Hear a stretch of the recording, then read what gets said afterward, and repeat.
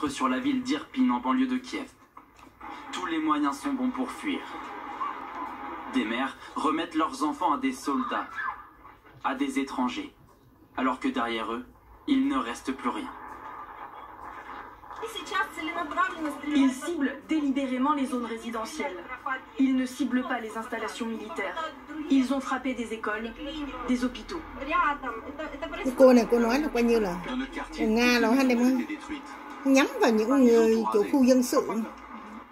3 jours que les bombes pleuvent sur la ville, faisant derrière elles de nombreuses victimes. Il y avait une jeune fille qui se dirigeait vers moi et je voulais lui donner du chocolat. Elle était avec sa famille, ils étaient 4. Seule la mère a survécu. Les enfants avaient 13, 15 ans. Le cessez-le-feu promis par les deux camps pour permettre l'évacuation des populations n'est jamais arrivé. Certains sont exténués. L'armée russe, elle, continue son avancée. On voit des soldats russes. Ils ne se battent pas avec l'armée, ils se battent avec n'importe qui. Ce matin, la Russie s'est engagée à arrêter les bombardements et à ouvrir de nouveaux couloirs humanitaires pour les nombreux civils encore sur place. Les conséquences du conflit s'étendent bien au-delà de l'Europe, des conséquences économiques notamment. De nombreux pays du Moyen-Orient sont préoccupés par l'inévitable pénurie de céréales. La Russie et l'Ukraine représentent en effet 30% des exportations mondiales de blé. Certains craignent une famine. Explication Une Ukraine assiégée, martelée par les bombes et dont l'agriculture est à l'arrêt. Pourtant, les terres agricoles du bassin de la mer Noire sont considérées comme le grenier à blé du monde. Avec la Russie, l'Ukraine représente 1/3 des exportations mondiales de blé et d'orge. Un blé essentiel en Égypte, ou encore au Liban, où des millions de personnes dépendent du pain fabriqué à partir des céréales ukrainiennes. Le Liban apporte d'Ukraine environ 80% de son blé. Ở Liban là coi như là 80% lúa mì ở Ukraine. De Russie, de Moldavie et de Roumanie. Mais tous les ports de la mer Noire sont actuellement fermés. Une crise qui vient renforcer une situation alimentaire déjà préoccupante en Afrique du Nord et au Moyen-Orient.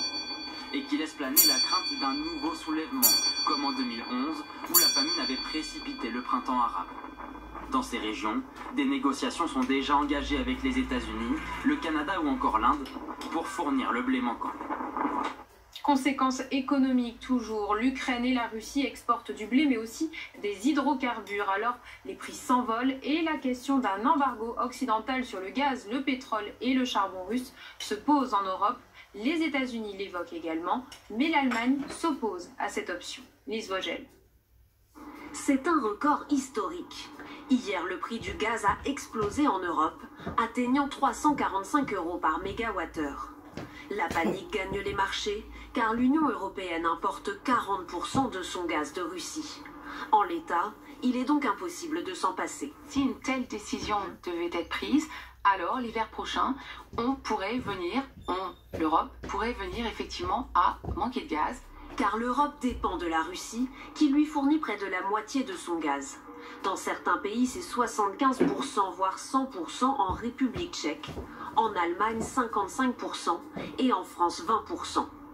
Pour se passer du gaz russe, il est possible d'en acheter davantage à la Norvège et à l'Algérie, mais les volumes restent insuffisants. Autre option, importer du gaz naturel liquéfié en cargo depuis les États-Unis ou le Qatar, mais là encore les stocks ne sont pas illimités. Reste une possibilité, baisser le chauffage d'au moins 1 degré par foyer pour limiter notre consommation et donc notre dépendance au gaz russe. On vient de le voir, une dépendance énergétique qui inquiète et qui fait flamber les prix. On va faire le point avec vous, Lise Vogel. Bonjour Lise.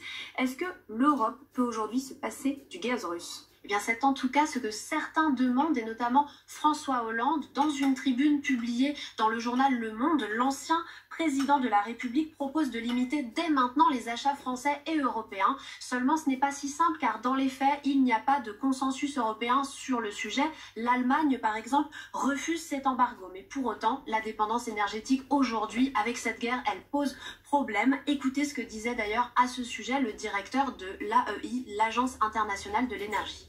What we are experiencing today Aujourd'hui, la Russie utilise ses ressources de gaz naturel comme une arme économique et politique.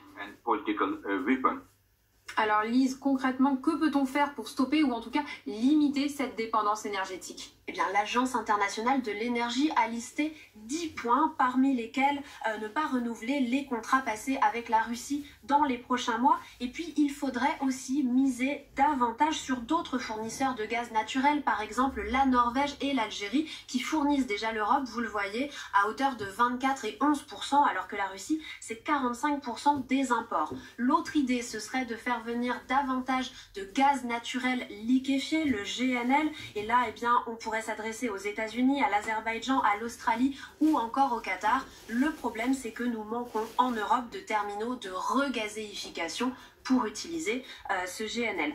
L'autre piste, ce sont les énergies renouvelables. Alors là, ça permettrait d'augmenter la production électrique en misant sur de nouveaux projets éoliens et solaires. Et puis, l'Agence internationale de l'énergie, eh bien, elle demande aussi un effort aux consommateurs. Si l'on baisse le chauffage de 1 degré dans les foyers, ce sont 10 milliards de mètres cubes de gaz qui pourraient être économisés. Et tout ça permettrait de réduire entière la dépendance au gaz russe d'ici 1 an. On pourrait même aller plus loin, là, avec le sẽ rất là khó khăn nữa, nhưng cho nên bây giờ họ đã chuẩn bị này. Si on misait sur le charbon bien sûr. Đặt vấn đề là bây giờ nếu như mà mình phải bị ảnh hưởng thì mình có thể dùng than ha, rồi nhà dân mà có thể là hạ cái độ mà sưởi của gas ở trong nhà khoảng 1 độ thì cái vấn đề mà tiết kiệm được gas. Theo số liệu hồi nãy đó, nhưng mình đang bận mình không có thấy số liệu nhưng mà có trên màn ảnh. Les Informés, première édition avec Renaud Déby, avec Nathalie Saint-Cric, éditorialiste politique.